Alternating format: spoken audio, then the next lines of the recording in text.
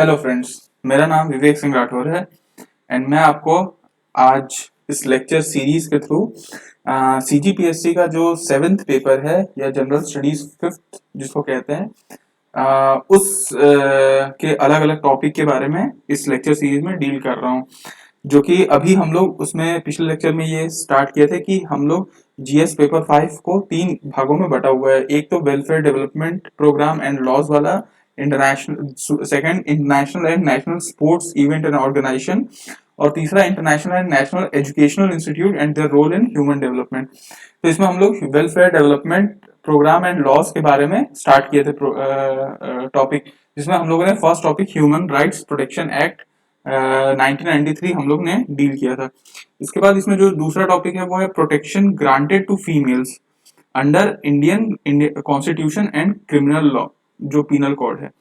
तो इस टॉपिक में हम लोगों को ये देखना होगा कि जो फीमेल्स को प्रोटेक्शन मिलती है इंडियन कॉन्स्टिट्यूशन के द्वारा और इंडियन पीनल कोड के द्वारा, वो किस टाइप की प्रोटेक्शन होती हैं, उसके बारे में हम लोगों को देखना है। तो हम लोग इस टॉपिक को स्टार्ट करते हैं और स्टार्ट करने के लिए हम लोग इंट्रोडक्शन पार्ट को देखते हैं। इंट्रोडक्शन पार्ट में देखिए आप इंट्रोडक्शन में क्या लिख सकते हैं। एक तो सबसे पहला जेंडर इक्वालिटी के बारे में आप जरूर इसमें वर्णन कर सकते हैं कि जो प्रिंसिपल है जेंडर इक्वालिटी का, जो जेंडर में बराबरी का है, ये हमारे इंडियन कॉन्स्टिट्यूशन में जो हमारा कॉन्स्टिट्यूशन ऑफ इंडिया है इसमें बखूबी से वर्णन किया हुआ है जेंडर इक्वालिटी का अलग अलग जगहों पे। जैसे कि प्रियम्बल में इसका वर्णन है। इसके बाद अगर आप इसमें जाओगे फंडामेंटल राइट्स में, तो फंडामेंटल राइट्स में इसका वर्णन है। अगर आप फंडामेंटल ड्यूटीज में जाओगे तो फंडामेंटल ड्यूटीज में, और अगर आप directive principle of state policy में जाओगे तो वहां पे भी जेंडर इक्वालिटी का वर्णन आपको मिलेगा। मतलब कि जो प्रिंसिपल ऑफ जेंडर इक्वालिटी है वो लगभग कॉन्स्टिट्यूशन ऑफ इंडिया में कहीं ना हर जगह एनश्राइंड है।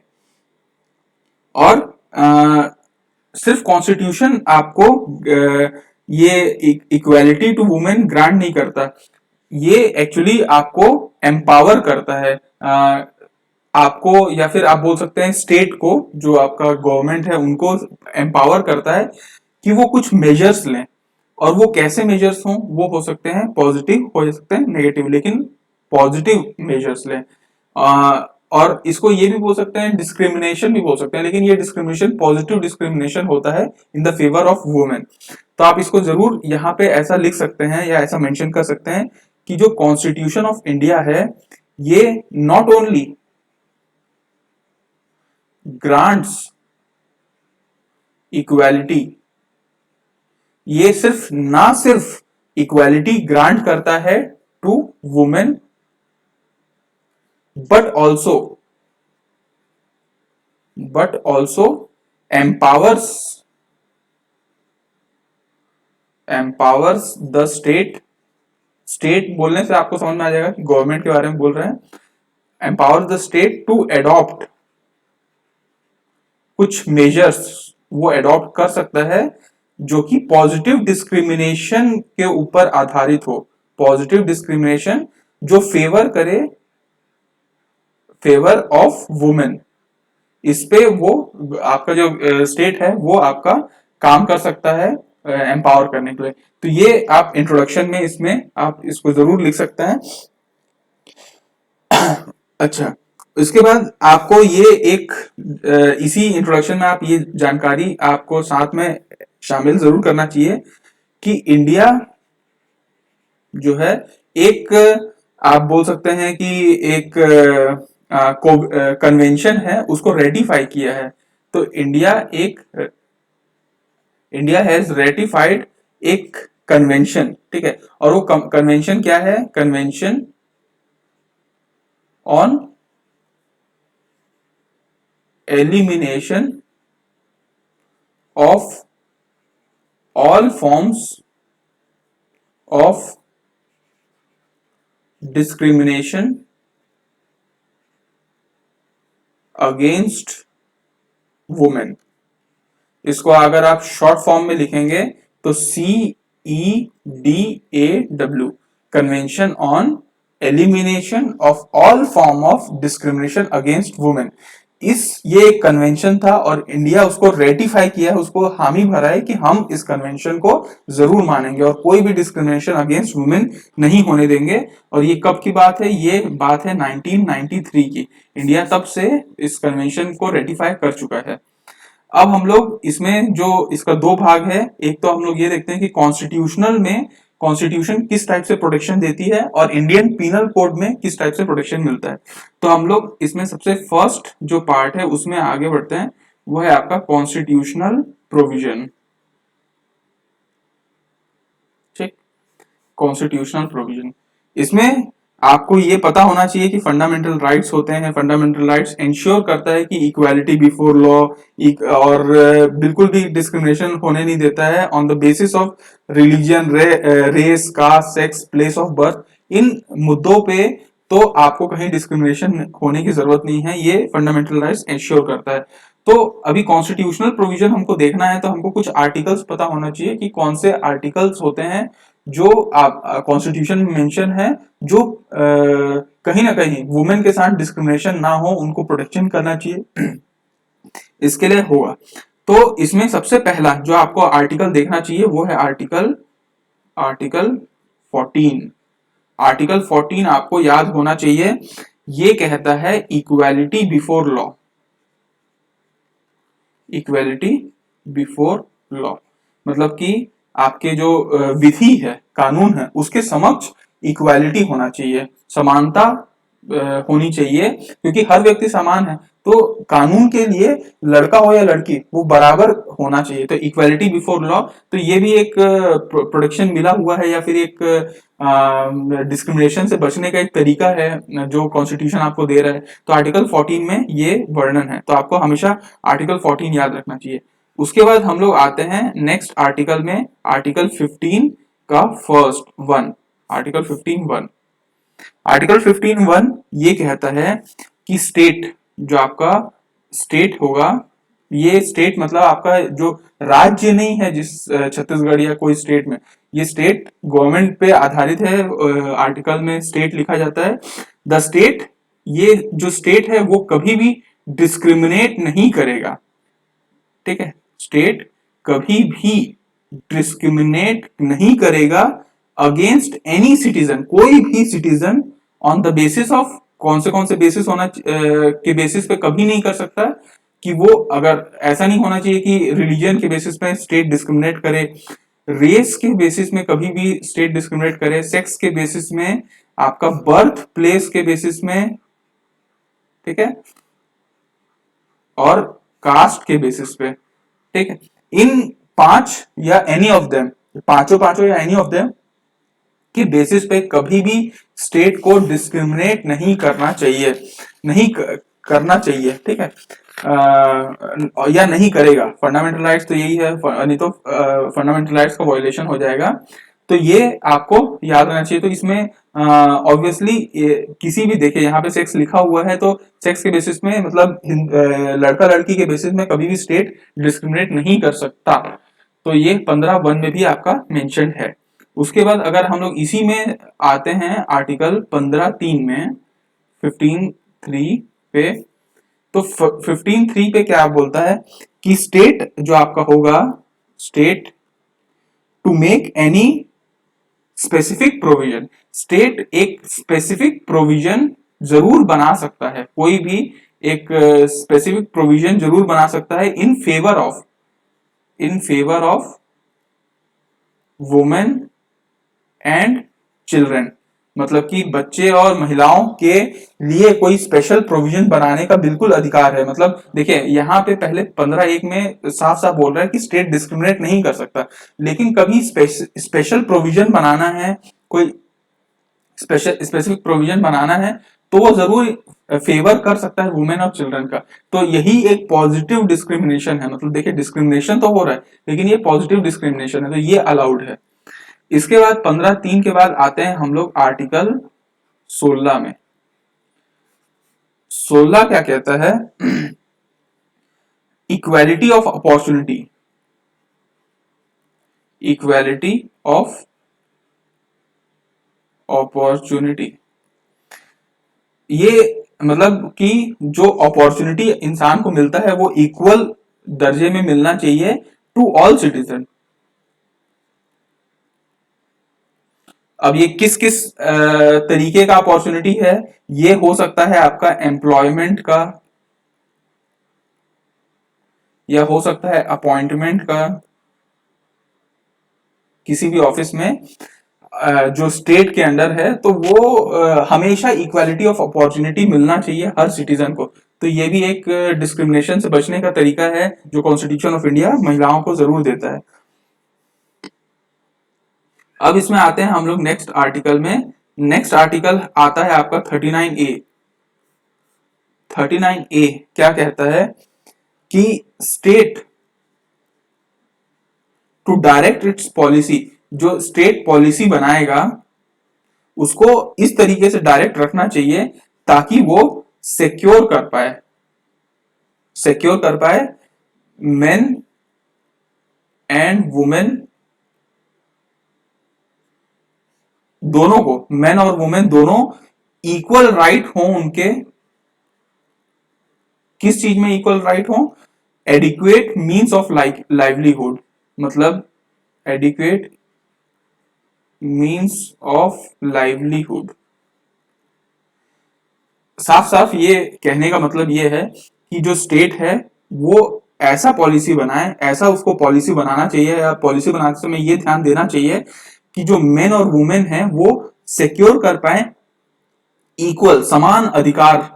किस चीज के अधिकार? अपने जीवन यापन करने के, मीन्स ऑफ लाइवलीहुड के लिए जो मेन को जरूरत पड़ती है वही इक्वल राइट वुमेन को भी मिलना चाहिए। ऐसा स्टेट को पॉलिसी बनाते समय हमेशा ध्यान रखना चाहिए। तो ये भी कॉन्स्टिट्यूशन ऑफ इंडिया में वर्णन है कि कैसे महिलाओं के लिए नेगेटिव डिस्क्रिमिनेशन ना हो सके। उसके बाद आते हैं हम लोग 39A हो गया। अब आर्टिकल 39D की तरफ चलते हैं। आर्टिकल 39D क्या कहता है? आर्टिकल 39D ये बोलता है कि equal pay for equal work, मतलब कि समान पे मिलना चाहिए समान वर्क के लिए। लेकिन ये किसको मिलेगा? ये मेन को मिलेगा और ये वुमेन दोनों को मिलेगा। मतलब कि अगर वुमेन भी मेन की तरह इक्वल वर्क कर रही है तो उसको इक्वल पे मिलना चाहिए। अभी देखिए ये 39 के अंदर अंदर हम लोग जा रहे थे। 39 के अंदर 39 वाला जो आर्टिकल है वो ABCD करके एक आर्टिकल है 39A। ये जो बाहर 39 के बाद और जो नेक्स्ट आया 39A आया, उसके बारे में कि 39A ये कहता है स्टेट टू प्रोमोट होना चाहिए। क्या प्रोमोट होना चाहिए?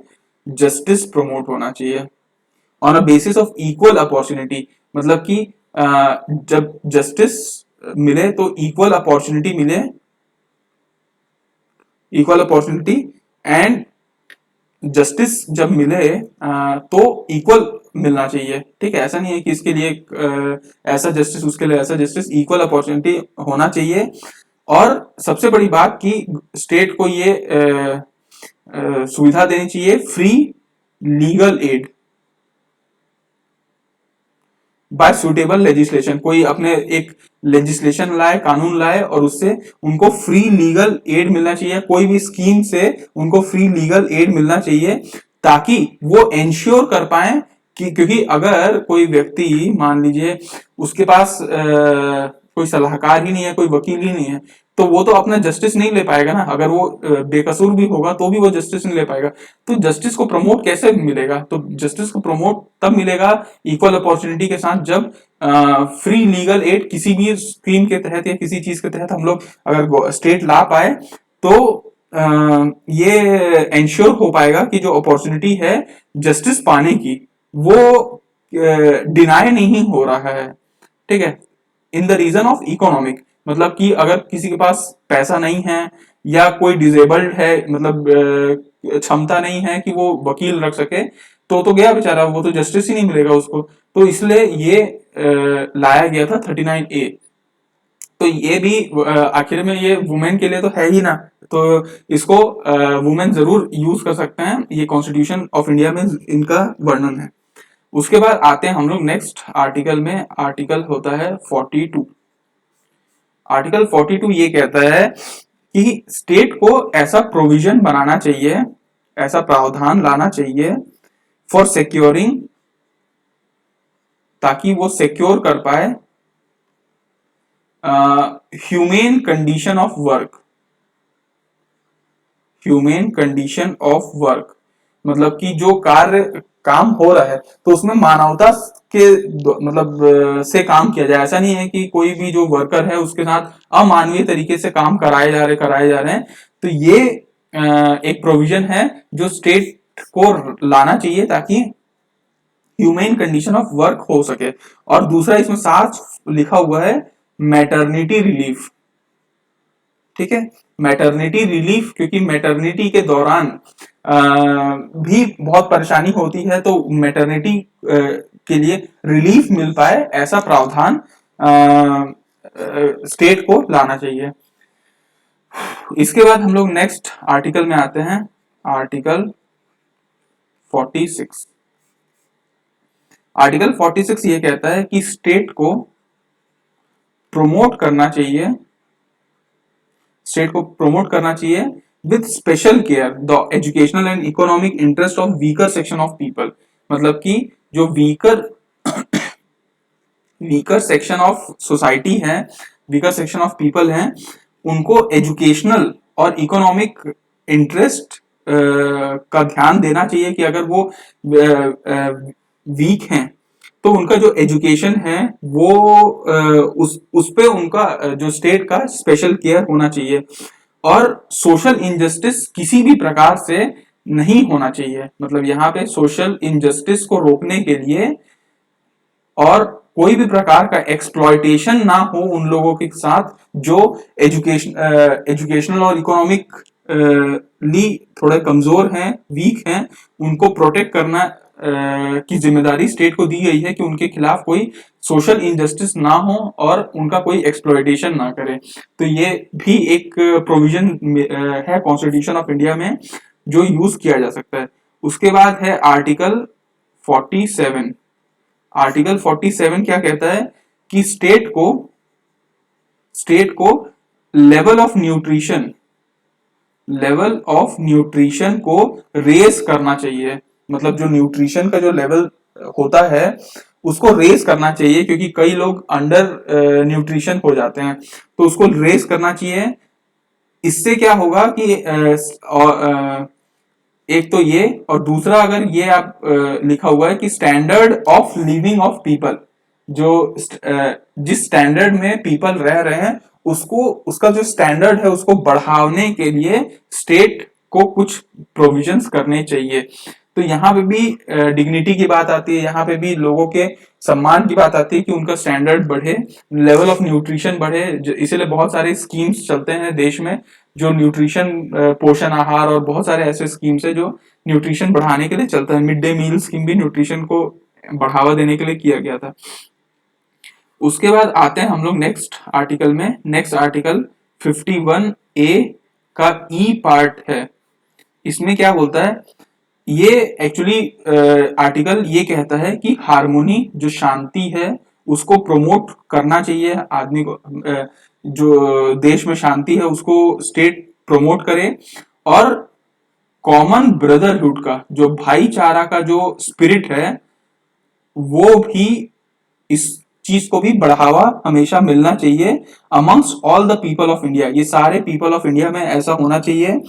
और सबसे बड़ी बात यहाँ पे ये भी मेंशन्ड है कि रिनाउंस करे, मतलब त्यागे। रिनाउंस का मतलब होता है त्यागना। रिनाउंस करे किस चीज को, प्रैक्टिसेस को, कुछ प्रैक्टिसेस जो डेरोगेटरी है, जो किसी को डराने के लिए इस्तेमाल किया जाता है for the dignity of women, मतलब कि वुमेन के डिग्निटी को कमजोर करने के लिए जो प्रैक्टिसेस की जा रही है उसको त्यागना चाहिए, ऐसा 51AE में लिखा हुआ है। तो ये चीजें हैं इसके बाद अगर हम लोग थोड़ा सा और बहुत दूर तक जाएं तो आर्टिकल सीधा 243 पे आ जाते हैं। 243 का जो डी का थर्ड पोर्शन दिया हुआ है उसमें ये वर्णन है कि not less than 1/3 of total number, मतलब जितना टोटल नंबर ऑफ सीट्स है, कहां पे सीट्स है, जो डायरेक्ट इलेक्शन होंगे, जैसे पंचायत का इलेक्शन होता है तो डायरेक्ट इलेक्शन होता है, उस पंचायत के इलेक्शन में जितने सीट्स होंगे उसका 1/3 ऑफ टोटल नंबर से कम तो नहीं होना चाहिए, 1/3 तो मिनिमम होना चाहिए सीट्स जो कि रिजर्व्ड हो सके वुमेन के लिए। समझ में आया होगा मेरे ख्याल से कि टोटल नंबर ऑफ सीट्स जो कि पंचायत इलेक्शन के लिए रिजर्व रहती है वो उस मिनिमम 1/3 तो होने चाहिए रिजर्व फॉर वुमेन। ठीक है, और ये अलग अलग कॉन्स्टिट्यूएंसी में रोटेट होना चाहिए। इसी में अगर हम लोग नेक्स्ट आए तो आर्टिकल 243 का डी का 4 वाला भी है, जो ये लिखता है कि 1/3 से कम तो नहीं होने चाहिए जो चेयरपर्सन होते हैं ना, जैसे पंचायत इलेक्शन होता है तो उसमें कुछ चेयरपर्सन होते हैं, कुछ ऑफिसर्स होते हैं, वो ईच लेवल पे, हर लेवल पे, पंचायत के डिस्ट्रिक्ट पंचायत होता है, ब्लॉक पंचायत, ऐसे बहुत सारे पंचायत होते हैं, तो तीन जैसे 3 टायर 4 टायर होता है पंचायती राज सिस्टम, तो हर लेवल पे जो चेयरपर्सन की जो total number of offices of chairperson in panchayat at each level should not be less than 1/3, वो 1/3 से कम नहीं होनी चाहिए, ये 243D4 में दिया हुआ है। आर्टिकल अगर हम लोग देखें T3 में, तो ये एकदम D3 जो 243D3 वाला जो अपन देखे वैसा ही है, बस ये म्यूनिसिपैलिटीज, जो म्यूनिसिपल पैलिटीज हैं उनके बारे में ये वर्णन है। उसके बाद हम लोग इसी में 243T4 में अगर आए, आर्टिकल 243T4 में, तो वो बोलता है कि offices of chairperson in municipalities for SC ST और वुमेन होना चाहिए रिजर्व्ड। ठीक है, और ये कैसा होगा, ये लेजिस्लेचर ऑफ द स्टेट में बाय लॉ प्रोवाइड करेगा, मतलब कि जो स्टेट का लेजिस्लेचर है वो कुछ लॉ के तहत ये प्रोवाइड करेगा कि जो चेयरपर्सन के ऑफिस ऑफ चेयरपर्सन होते हैं उसमें रिजर्वेशन होना चाहिए।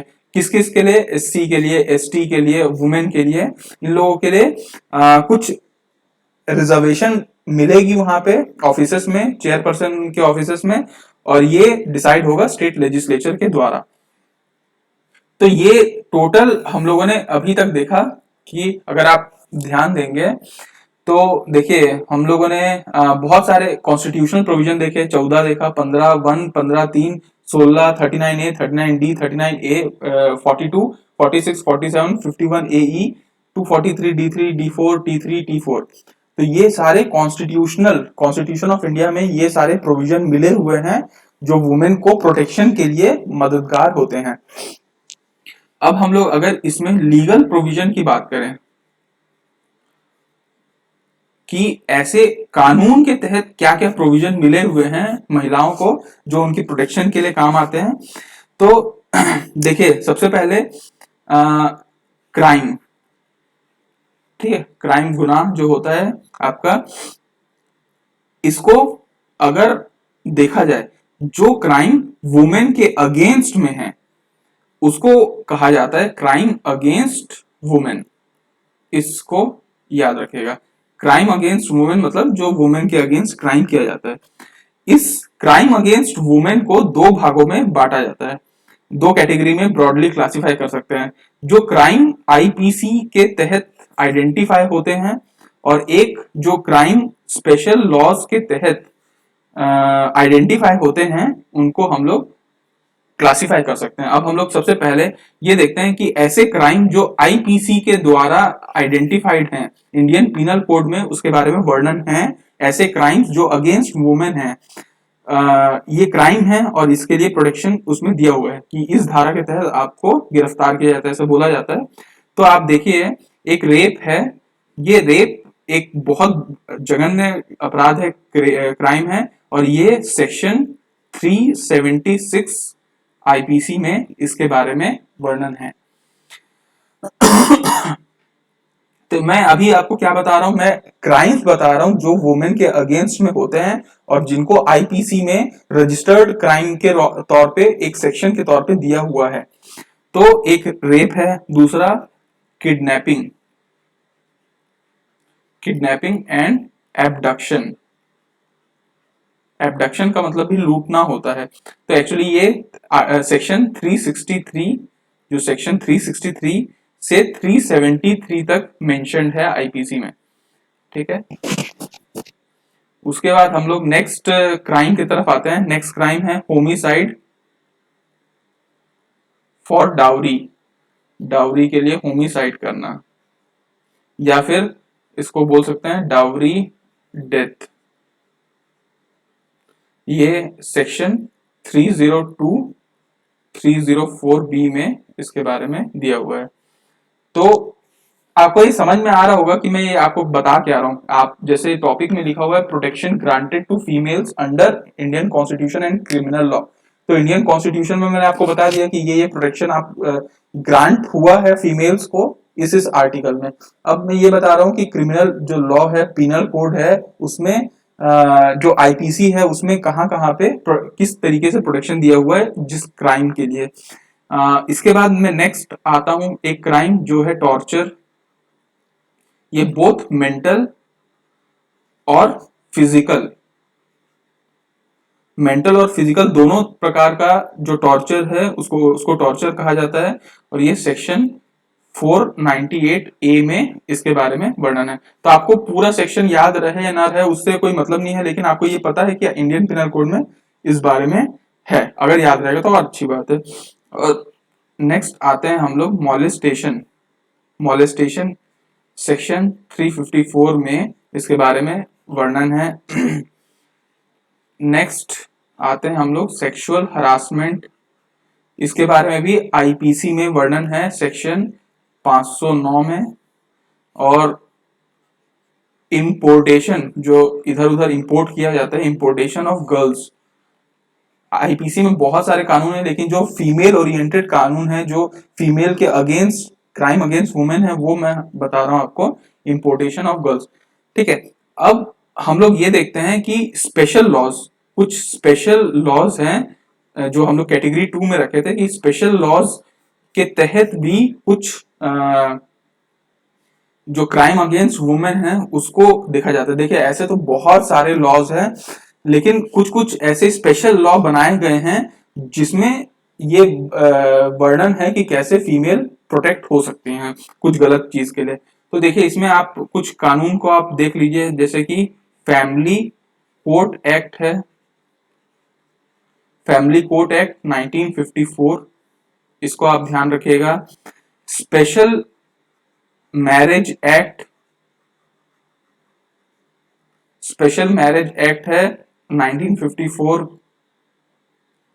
इसके बाद अगर आप देखें हिंदू मैरिज एक्ट है, इसको आप ध्यान दीजिएगा 1955 में है हिंदू मैरिज एक्ट। इसमें आप देख लीजिए इमोर्टल ट्रैफिक प्रोटेक्शन, या फिर इमोर्टल ट्रैफिक, एक सेकेंड इसको मैं मिटा देता हूं, ठीक है। इमोर्टल ट्रैफिक, इसको आप बोल सकते हैं प्रिवेंशन एक्ट। 1956 में ये एक्ट आया था। ओके, उसके बाद अगर हम लोग नेक्स्ट कानून की तरफ आए तो एक कानून और मिला है जिसमें मैटरनिटी बेनिफिट के बारे में है। मैटरनिटी बेनिफिट एक्ट है, लगभग 1961 में मैटरनिटी बेनिफिट एक्ट आया। डाउरी